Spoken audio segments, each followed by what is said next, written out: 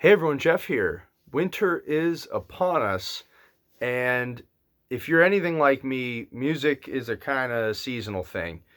There's albums that I love during the summer, don't really care for during the winter, and vice versa. Today, I want to share some of my favorite winter albums with you guys, and I hope that there's something in here that maybe you haven't heard, and I hope you check it out and go on to love it. So, yeah, without further introduction, these are some of my favorite winter albums, and I'm going to start here with probably my most obvious pick, and that's Frank Sinatra in the Wee Small Hours. This is a classic album. It's Frank Sinatra singing all ballads, heavily orchestrated, very consistently melancholic. It's just, this album sounds like what the album cover looks like, and it's excellent. It's it's something that probably most of you are watching, you already know this, but there's going to be many people in my age demographic in, 20s, maybe even into your 30s, where you don't really know many Sinatra albums because this is your grandfather's era of music and you might not have really dug into it. This is a great place to start if you're looking for a Frank Sinatra ballad record. I mean, Only the Lonely, No One Cares, Point of No Return. There's many other really good ones, and even ones that rival this one. That being said, this is the place to start, and it's a great winter album. There's nothing like putting on this album if the snow's falling or something. It's just awesome. So yeah, Frank Sinatra, Wee Small Hours. Along similar lines here, I have The Man I Love by Peggy Lee, and the orchestra was conducted on this record by Frank Sinatra. This is a very similar album to Wee Small Hours in many ways. It's all ballad tracks, very heavily orchestrated, very melancholic, masterfully sung. This is just a great record. And excuse me, at least from my perspective, this sort of orchestrated traditional pop kind of music just makes sense to listen to during the winter. These ballad albums like this, they're great, and I highly recommend this one. I think this is one of the best. Another one that obviously is one of the best, Lady in Satin by Billie Holiday. This was released right at the end of her life. I think she recorded this a year before she died. And her voice had changed. She, everything about the tonal quality of it, just the overall sound of it was different. But the phrasing is still distinctly her. And if anything, these late recordings like this one, and then the stuff that she did on Verve Records in the 50s, to me, that's where you really hear Billie Holiday sing as a woman that's lived. There's a lot of feeling in every single word that she puts out there, in a way that I can't think of really many singers that can do that. And she does it so well on this album. And Ray Ellis's orchestrations are great. These are all ballads. This is a great album to listen to during the winter. So I'm looking here. Yeah, I've got one more vocal jazz album that I want to show because, like I said, orchestrated vocal jazz to me just makes sense during the winter. And one of, I'm just going to say it, my favorite vocal jazz record, Shirley Horn, Here's to Life. I wish they would print this on vinyl. Right now it's only on, I have the CD version and the cassette version. And I would pay any amount of money within reason to get a Kickstarter for this album on vinyl, because this is so good. This Shirley Horn was very influenced by Billie Holiday. Obviously, you can tell that there's that same, I don't want to say same, but she approaches a song where every single word is very deliberate and very meaningful. And you can tell, especially with these later albums by Shirley Horn, you can tell that she's lived, and she sings these songs with a level of emotion that's just unparalleled. And the thing that Shirley Horn does too is, man, with some of these tempos, she pulls it back and makes it so slow on the ballad tracks. She's just not in a hurry at all.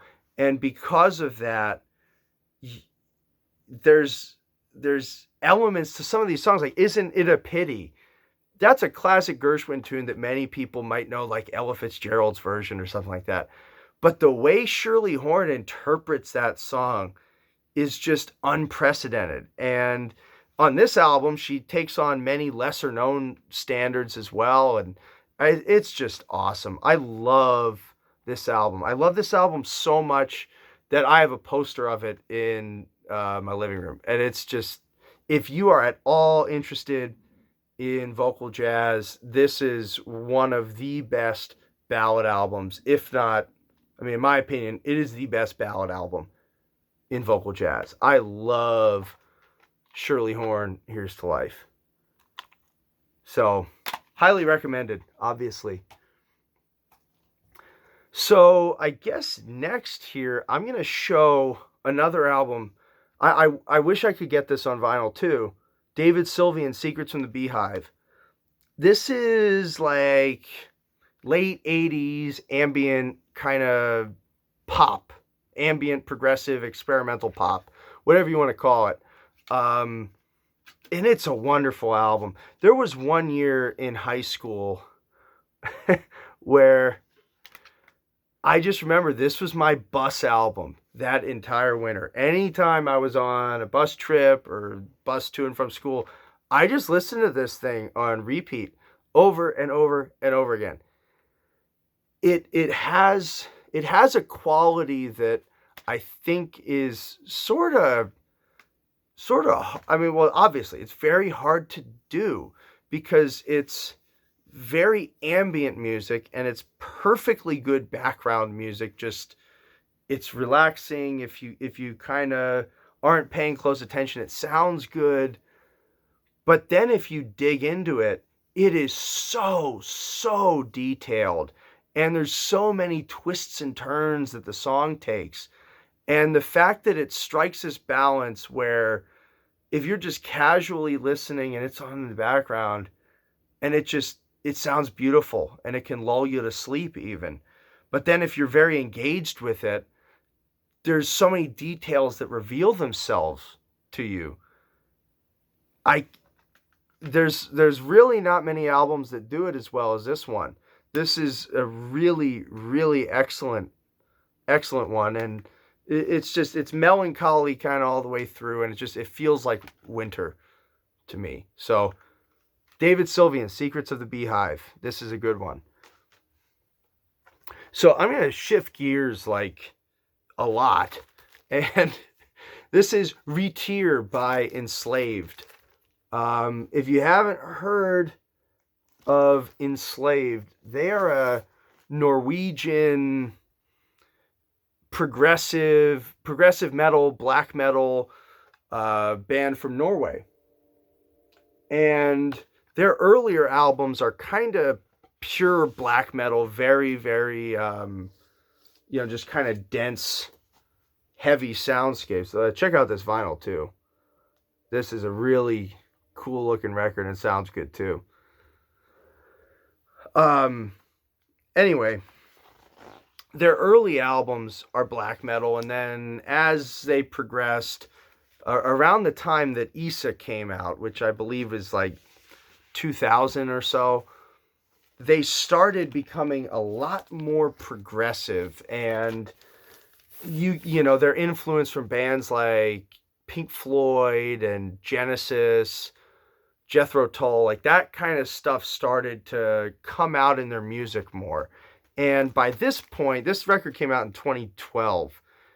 By this point, they're kind of a very heavy progressive metal band in the same vein as, you know, Opeth albums, but less on the death metal side of things and more on the black metal side of things. In any case, when this album came out, or maybe even before it came out, I was listening to it, and this was all I listened to one winter. It's just like it's got a very kind of bleak and cold atmosphere that really resonates during you know, the winter months. But at the same time, there's many moments of just like triumph and hope, and you know, the way that I can't even explain it, but the way that this album captures the feeling of a cold winter in Norway and is just musically engaging. It's awesome. This is a great album. Now, another one I've got here is Scott Walker's fourth album. Scott Walker made many great albums. His earlier solo stuff, his 60s solo stuff, is like this. Later in his career, once you start to enter the 90s and the 2000s especially, he went very, very avant-garde. And he began his career as like a doo-wop singer, and then started singing Burt Bacharach tunes with the Walker Brothers. So there's many different faces to Scott Walker, and this is one of my favorite albums of his. I really love Scott 4. And this one to me is a winter album. Scott Walker on this album, it's like he's crooning. There's many orchestrations. It's got that kind of melancholy to it that Frank Sinatra, Wee Small Hours does. This album, to me at least, it almost sounds like what would have happened if like Frank Sinatra or Mel Torme went into the late 60s paying close attention to like French pop music and experimental jazz and modern classical and, you know, rock music and art pop. Like if guys like that had been really, you know, following suit and taking part in some of the newer movements, I feel like this is an album that kind of comes from that same spirit, and it's excellent.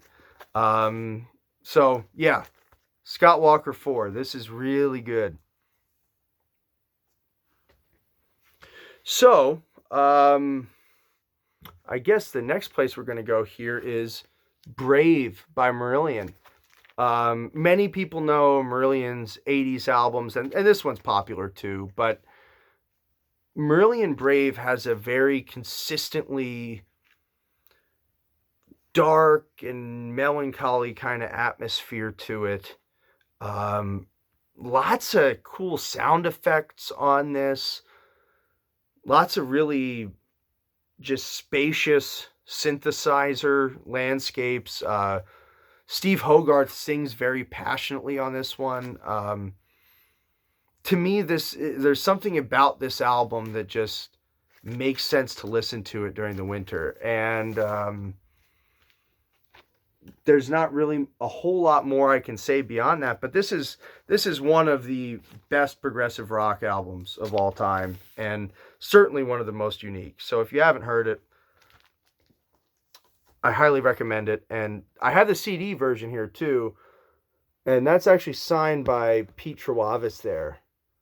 He's the bassist. I saw him at a transatlantic meet and greet, and I had him sign this album and just said, like, thank you guys for making it, because it's so good. So yeah, Merlin Brave, highly recommended.